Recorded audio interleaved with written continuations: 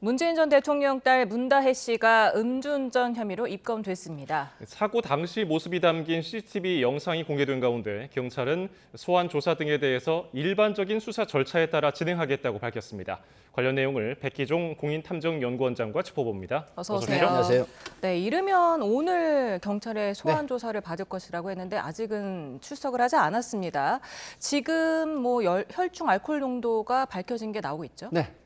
이미 보도가 많이 됐죠. 41세 문다혜 씨 5일날 새벽에 이제 음주운전으로 적발이 돼가지고 결국은 택시하고 추돌해서 경찰에 신고가 됐는데 0.14, 0.08 이상부터 면허 취소가 되는 거거든요. 예. 그래서 지금 경찰이 7월 오늘 조사를 원래 할 예정이라고 했는데 아마 조율하고 있을 겁니다. 왜 그러냐면 참고인이 아닌 피의자이기 때문에 강제 수사도 할 수 있지만 적어도 이게 긴급체포나 현행범 체포할 가능성이 없는 사안이기 때문에 그래서 일단 기가 조치를 했는데 지금 여러 가지 논란이 있죠. 만약에 택시 기사분이 대물 피해 이제 소위 그 견적서만 내면 문제가 안 되는데 이 위험운전 치사상이 뭐냐면 음주나 약물로 운전을 했을 때는 굉장히 높은 그 형량이 각오를 해야 되는 상황이거든요. 예. 그래서 만약에 이 피해를 당한 택시 기사분이 이 상해 진단서를 제출하면 위험운전 치사상에 이 적용을 받습니다.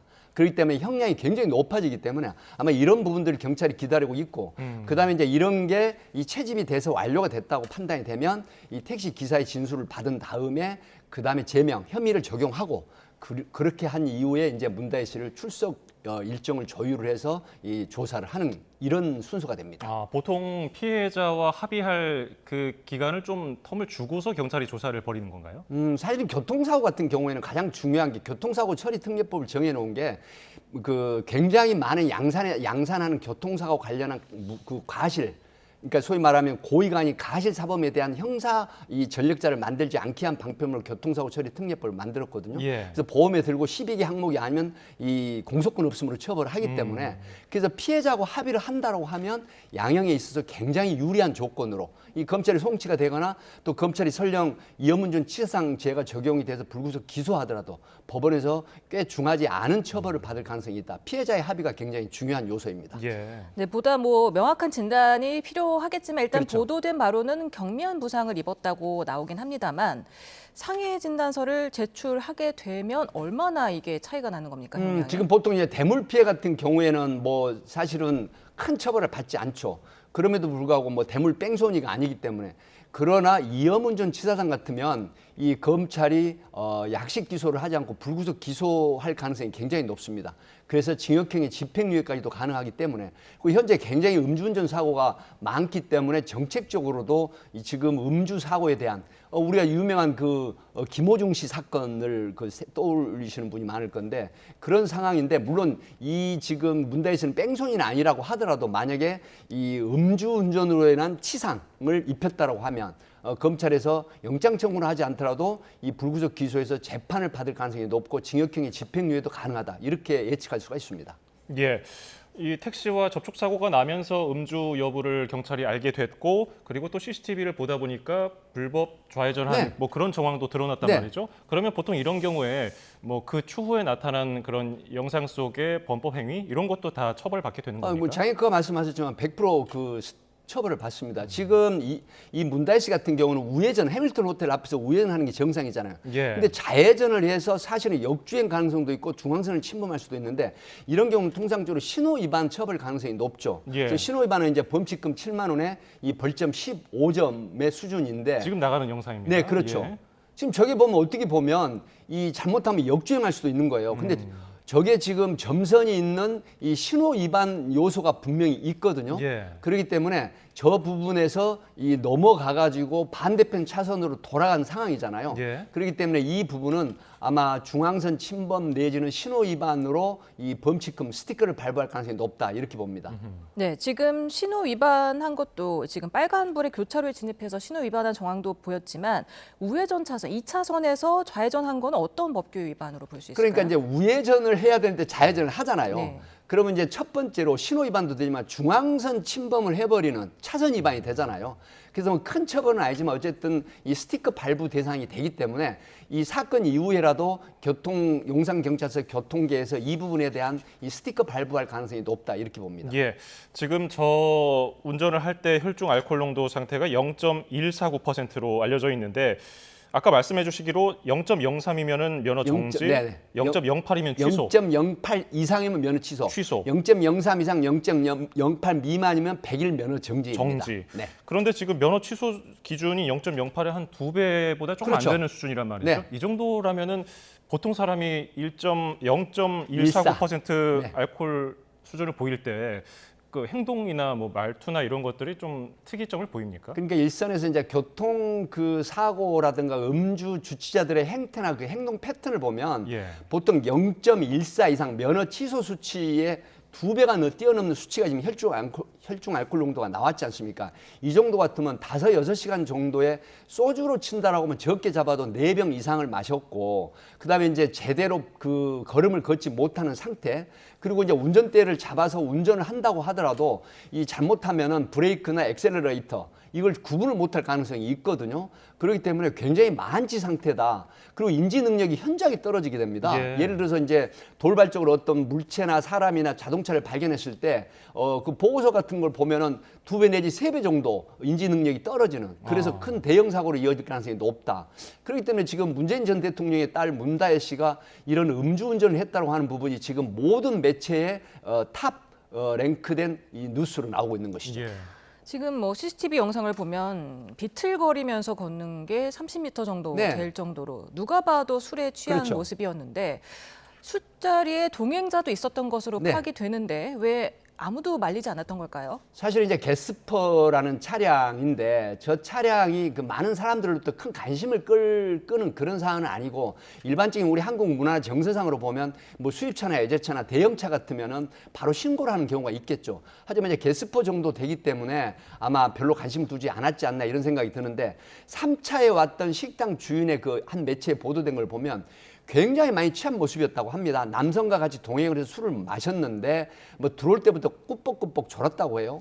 그리고 이제 소주 한 병과 안주를 시켰는데 그 남성은 소주 반 병을 마시고 나갔고, 그리고 이제 문다혜 씨는 뭐 30여 분 뒤에 이제 나갔다고 하는데, 아마 이 상태, 소위 3차까지 왔다라고 하면 6시간 정도에서 많은 술을 마셨지 않겠느냐 하는 생각이 들기 때문에 정말 이 주치 정도 만취 상태의 그 운전을 했다라는 것이 도저히 이해가 안 가는 게 현실입니다. 예. 지금 경찰 캐스퍼가 더 관심을 끄는 이유가 과거에 문재인 전 대통령이 청와대에서 그렇습니다. 그 광주형 일자리 공장에서 만든 그렇습니다. 그 차량을 인도받았던 그 장면이 또 보도된 것이 많은 분들이 기억하게 하실 거예요. 네네. 예, 그래서 더 이 많은 분들이 알고 계신 차량인데 그거를 지금 문다혜 씨가 타고 있는 모양이죠. 그렇습니다. 2021년 이제 그 10월 달에 문재인 전 대통령이 노사 상생형 일자리 창출로 이제 만들어진 차량이라 그래서 원래 1호로 했는데 아마 두 번째로 그 배당을 받았다고 하는 그 언론의 보도가 있죠. 예. 근데 올 4월 달에 문재인 전 대통령께서 계속 운용을 하시다가 올해 4월 달에 이 문다혜 씨에게 이제 양도를 한 걸로 이렇게 지금 드러나고 있죠. 뭐 지금 자막에 나오는데 또 압류 처분이라고 하는 부분은 어떤 보도 매체에 이제 보도를 했는데, 제주도에서 그 가태료라든가 가태료를 납부하지 않아서 압류 처분을 했다라고 하는 이런 얘기도 나오는데, 뭐 그 부분은 이 사건하고 뭐 크게 관련성은 없지만 예. 어쨌든 올해 4월 달에 문다혜 씨가 문재인 전 대통령으로부터 양도를 받아서 운영을 하고 있었던 차량이기 때문에 아마 이런 부분이 이제 그렇게 운행을 한 기일은 많지 않다는 생각이 듭니다. 과태료를 얼마나 체납을 하면 압류 처분이 나오는 겁니까? 뭐 사실 가태료 처분 같은 경우는 이제 신호 위반이라든가 여러 가지 형태, 뭐 주정차 위반이라든가 이런 부분이 굉장히 가다하게 쌓였을 때 이 압류 처분이 통보를 계속 하게 되거든요. 그럼에도 불구하고 지자체나 뭐 경찰서 교통계에다가 이 범칙금을 납부하지 않는 경우에 이제 압류 조치가 그 지자체에서 내려지기도 하죠. 근데 이 부분은 실제로 압류 처분이 이루어지지 않았다는 얘기가 있어요. 그렇기 때문에 아마 사후에 이런 어떤 가태료를 이 납부나 납입하지 않았을까 하는 생각이 듭니다. 예.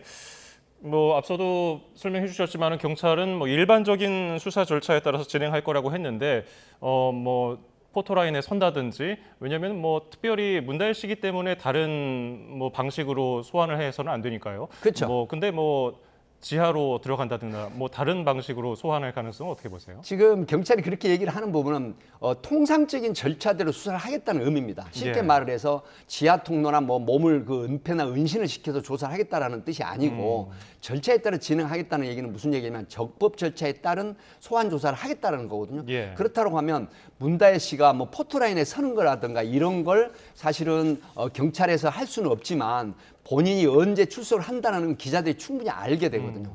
또 업무적인 협조를 통해서도 알 수 있고 이런 부분에 포토라인은 아니지만 포토라인 서는 것처럼 아마 플래시라든가 기자들의 취재를 받을 가능성이 있다 이렇게 보고 그다음에 이제 경찰이 절차대로 하겠다는 거 하는 부분은 소위 말하면 출석 일자를 조율을 해서 그다음에 혐의를 적용을 어떻게 할 것인지 이런 부분이 채집이라든가 채증이 모두 완료된 상태에서 일정을 조율해 가지고 조사를 하겠다. 그러니까 법적 절차를 따라서 진행을 하겠다 이런 의미가 있겠습니다. 예. 네.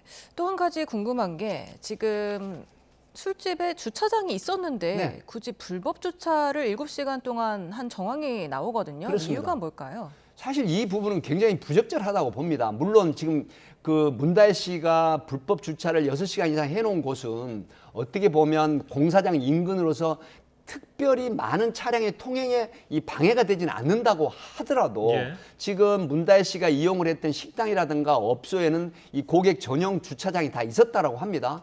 그럼에도 불구하고 이 전날 저녁에 와가지고 이 새벽까지 불법 주차를 6, 7시간 해뒀다고 하는 부분은 본인이 이 근방을 많이 왔었지 않나 하는 생각이 들거든요. 그래서 이제 몇 군데 술집이라든가 어떤 업소를 다녀간 뒤에 그 다음에 차를 끌고 가겠다. 아니면은 정말 그 대리 기사를 불러서 가겠다는 의도도 있었겠지만 이런 부분이 굉장히 부적절한 태도였다. 이렇게 보입니다. 예, 지금 뭐 주차하는 장면, 술을 마시고 걸어 나오는 장면, 그리고 불법 좌회전하는 장면 모두 CCTV가 있기 때문에 경찰이 그걸 가지고서 이제 조사를 할 것 같고 또 검찰은 다혜 씨 남편이었던 서모 씨의 타이 이스타젯 특혜 채용 의혹을 수사하고 있는데 네. 그러면 이거 경찰과 검찰 양쪽에서 수사를 받게 되는 그렇습니다. 상황이 올 수도 있겠네요. 전주지검에서 이제 뭐 이름을 다 말씀드리기는 어렵지만 전사이 이 서모 씨의 타이 이스타젯 불법 채용 부분 이제 이 부분인데 결국 문다혜 씨가 현재는 지금 압수수색을 지난달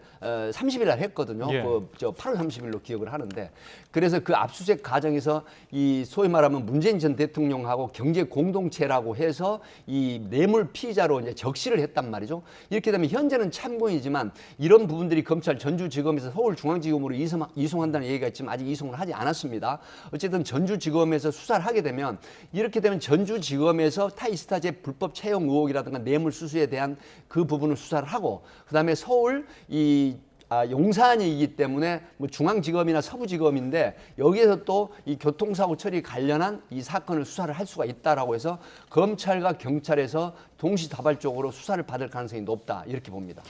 네, 일단은 2018년에 문재인 전 대통령이 그러니까 음주운전 사고는 실수가 아니라 네. 살인 행위가 되기도 한다. 네. 이렇게 말했기 때문에 그 문재인 전 대통령의 딸인 다혜 씨가 이렇게 음주운전을 하고 사고를 낸 데 대해서 더 많은 비판이 있는 것 같아요. 지금 그 다른 일반인이 음주운전을 하고 또 택시 추돌이나 충돌을 했다라고 하면 이렇게 보도가 크게 될 상황이 아니죠. 그 이혜진 앵커께서 말씀하셨지만 문재인 대통령이 청와대에서 그때 어떤 사건이었냐면 윤창호 그 사망 사건이 있었습니다. 이때 정말 그 전체적으로 언론이라든가 많은 국민들이 분노를 했거든요. 그럼에도 불구하고 사망사고임에도 불구하고 가벼운 처벌을 받는 게 현실이다라고 해서 문재인 대통령이 격앙된 상태에서 수석 보좌관 회의 때 이 음주운전은 살인행위나 다를 바 없다. 그래서 초범이라도 강력한 처벌을 해야 되고 그다음에 뭐 재범이라든가 이런 강화된 법안을 마련해야 된다고 하는 주문을 했던 부분인데 이게 사실 보도가 됐었던 부분인데 예. 문재인 전 대통령의 딸인 문다혜 씨가 만취 상태의 음주운전을 하고 면허 취소 수치의 음주운전을 했다고 하는 부분은 많은 국민들이나 진영 논리를 떠나서 많은 국민들로부터 상당히 격앙된 그런 어떤 여론의 나쁜 영향을 받는 그런 행동이다 이렇게 볼 수밖에 없죠. 예, 저희가 추가 소식이 들어오면 바로 전해드리도록 하고요. 다음 주제 살펴보겠습니다. 순천에서 일면식도 없는 10대 여성을 쫓아가서 흉기로 살해한 박대성이 범행 당시에 소주 4병을 마셨다고 진술을 했거든요. 네. 그런데 나중에 압수수색을 해보니까 소주 2병만 마셨고 한 병은 뭐 그냥 뚜껑만 까놓고 하나는 그냥 뚜껑도 그대로 있었다. 이거 어떻게 된 겁니까? 지금 이제 경찰이 그 피의자를 구인을 해가지고 영장 실질 심사를 갈 때 기자들이 물었어요. 출석할 때. 어떻게 됐느냐 물었더니 뭐 소주 4병을 마셨다 이렇게 얘기를 했거든요. 네. 이제 물론 이거는 이틀 후의 얘기인데 경찰이 이런 부분에 이제 범행 구중을 하기 위해서 정말로 소주 4병을 마셨는지 그 조례동에 있는 이 박대성 가게를 압수수색을 했습니다. 근데 식탁 위에 안주와 소주가 4병이 있었는데 2병은 비워져 있는데 1병은 뚜껑이 따져 있었고 그대로 술이 들어 있었죠. 그리고 1병은 아예 뚜껑을 열지 않고 따지 않은 상태이기 때문에 소주를 2병을 마신 건 어느 정도 인정이 되는데 4병을 마신 건 아니었다. 그렇다고 하면 이 본인이 소주 4병을 마셨다고 스스로 이 진술했다, 이 말을 했다고 하는 부분은 상당히 어떤 심신미약이라든가 형의 어떤 감경을 바라는 게 아닌가 하는 그런 추론이 가능한 것이죠. 근데 이 과정에서 경찰 부실 대응 논란이 일기도 했습니다. 네. 이 박대성이 범행 저지르기 20분 전에 경찰과 면담을 했는데 별다른 조치 없이 철수를 했지요. 이 부분은 이혜진 앵커가 이제 경찰이 부실 대응했다고 하는 부분은 어느 정도 공감은 하지만 사실은 현장에서 굉장히 많은 신고가 들어오거든요. 이 야간 시간에. 그런데 이 박대성의 친형이 동생이 극단적인 선택을 할 징후가 보인다라고 해서 경찰이 출동을 했는데 그 당시 박대성이 경찰에 난 괜찮다, 아무런 문제 없다라고 하고 또 여러 가지 징후라든가 뭐 예를 들어서 극단적인 선택을 할 어떤 징후를 발견하지 못했기 때문에 잘 따독거리고 돌아왔는데 20분 만에 결국 이 범행이 시작이 됐다라는 부분, 이 부분인데 경찰도 심야에 많은 사건 처리를 하기 때문에 이런 부분을 일일이 대응을 해서 끝까지 어떤 사안을 규명하거나 그 다음에 이 책임을 끝까지 다하는 이런 상태가 아마 지속되기는 어렵기 때문에 예. 한계가 있다. 인력과 뭐 여러 가지 사건 그 처리에 있어서 한계가 있다. 이렇게 볼 수밖에 없습니다. 결과론적으로 보면 참 아쉬운 일인데 그렇죠. 어떻게 또 피해자 여성이 그 전화 통화를 하면서 뒤에서 수상한 남자가 쫓아온다. 이걸 미리 인지하고 있었던 사실도 드러났더라고요. 정말 안타깝습니다. 예. 이 지금 17세 여고생 3학년입니다. 지금 10여 분간을 박대성이가 뒤쫓아 갔죠. 본인이 술 2병을 마시고 지금 흉기를 안에서 들고 그리고 이제 그 지하도가 있는 옆길을 뒤쫓아 간 건데 아마 따라오는 걸 이 학생 피해자 여성이 느꼈던 거예요. 예. 그래서 친구에게 야 지금 뒤에 남자가 있는데 무섭다. 그리고 뭐 그런 얘기도 했다라고 해요. 뭐 흉기를 들은 게 아니냐는 굉장히 겁먹은 소리를 하고 나중에 이제 뛰어다니는 소리 있고 또 소리를 지르면서 신고를 해달라고 했는데 결국은 이 뒤쫓아온 지 10여 분 만에 그 주차장 쪽에서 피해를 당하는 그러니까 소위 흉기의 뭐 가슴과 그다음에 이제 복부라든가 이런 곳을 찔려서 결국 그 지나가는 행인이 발견을 했는데 박대성은 도망을 갔죠. 그래서 경찰이 곧바로 출동을 했으나 병원에 가서 심정지 상태로 결국 사망을 해버리는 정말 안타까운 사건이었죠. 너무나도 안타까운데 누군가 이렇게 뒤쫓아왔을 때는 어떻게 해야 하는 겁니까? 그래서 제가 가끔 방송 매체 출동을 할 때 심야에 특히 여성 혼자 외출을 할 때는 112 단축키를 지정을 해놔라. 그러면 112 단축키를 지정해서 수상함을 느끼면 직접 말로 하지 않아도 이 상황실에 이 소재가 발견이 됩니다. 예. 그래서 이급하다고 생각을 하고 신고를 하지 않더라도 경찰이 3분 내에 출동을 하는 이런 형태이기 때문에 이런 부분을 조금 익혀놓고 특히 심야 시간에 여성 혼자서 외출을 하는 이런 부분에 112 단축키를 저장해 놓으시면 어떨까 하는 그런 팁을 드리고 싶습니다. 예, 다음 주제도 살펴보겠습니다. TMF 경영진이 오는 목요일에 구속심사대에 오릅니다. 혐의를 간단하게 좀 정리를 해볼까요? 네, 이게 이제 미정산 직업 사실은 그 Q10의 구영배 그다음에 TMF 그다음에 팀원 이 사람들이 모두 이제 어떤 공모를 해가지고 1조 5,950원 상당 정산 대금을 편취했다라는 거거든요. 그래서 특경법상에 예를 들어서 판매 대금 671억 원을 빼돌려서 타기업 인수에 활용을 했고 또 다른 계열사의 일감을 692억 원대를 몰아줘가지고 손해를 초래했다라고 하는 부분이기 때문에 이 특경법은 50억 이상은 최대 무기징역형까지 처해지는 이런 상태이기 때문에 지금 현재 1조 그 5,950원이지만 피해자가 33만 명입니다. 예. 이런 상태에서 굉장히 많은 상품이나 서비스 상품을 판매를 했음에도 불구하고 2020년 벌써 4년 전부터 이런 징후가 있었음에도 불구하고 지금 이 사람들 세 사람이 공모를 해가지고 이걸 밝히지 않고 자금을 유용하고 횡령하고 배임을 한 그런 내용입니다.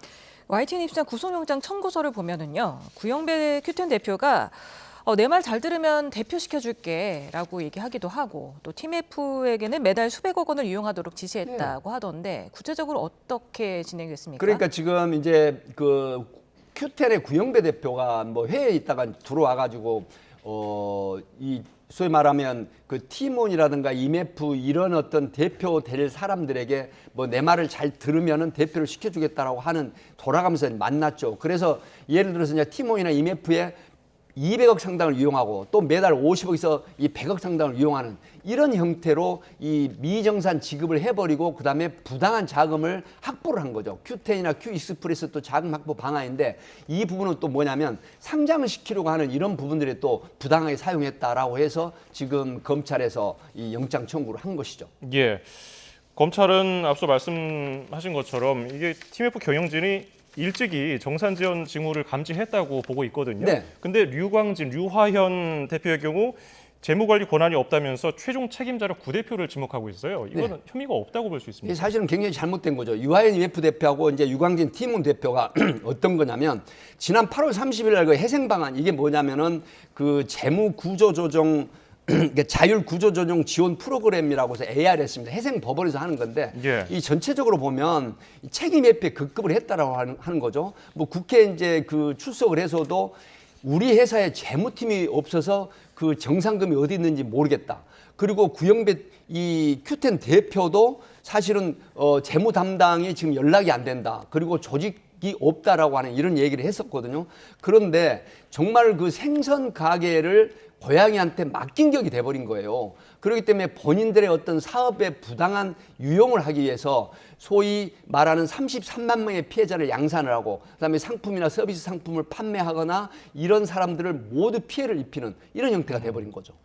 그래서 마지막으로 새 대표에게 구속영장이 발부될지가 관심인데 네. 어떻게 전망하십니까? 제가 이제 말씀을 드렸지만 1조 원이 넘는 형태의 피해가 발생을 했고 지금 배임이나 횡령은 특경법상 적용을 했거든요. 50억 이상은 특정경제범죄 가중처벌법상 최대 이 형이 무기징역형까지 가능합니다. 그리고 현재까지 전혀 이 그 변제가 안 된 상태이기 때문에 이 부분은 제가 볼 때 절대로 영장이 그 기각될 리도 없고 이 영장 청구된 세 사람 모두 영장이 발부될 가능성이 굉장히 높다. 저는 이렇게 분석을 합니다. 알겠습니다. 이슈플러스 도움 말씀에 백기종 공인탐정연구원장이었습니다. 고맙습니다. 감사합니다.